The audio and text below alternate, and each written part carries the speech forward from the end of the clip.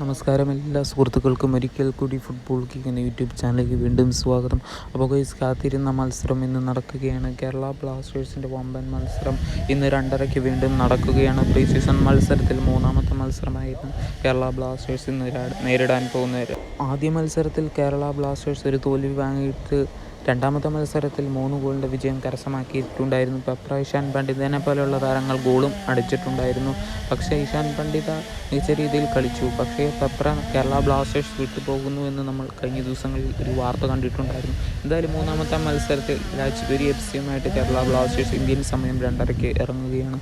ആ മത്സരത്തിൽ എന്തായാലും ബ്ലാസ്റ്റേഴ്സ് വിജയിക്കട്ടെ എന്ന് തന്നെ ആശംസിക്കാം. റിയാൻ ലൂണ തന്നെ ആയിരിക്കണം ക്യാപ്റ്റൻ സ്ഥാനത്ത് നിലനിൽക്കുന്നത്. എന്തായാലും ഇന്നത്തെ മത്സരത്തിൽ കേരള ബ്ലാസ്റ്റേഴ്സ് എത്ര ഗോളിന് വിജയിക്കാനാണ് സാധ്യതയെന്ന് നിങ്ങളുടെ അഭിപ്രായങ്ങൾ കമൻറ്റ് ബോക്സിൽ അറിയിക്കുക.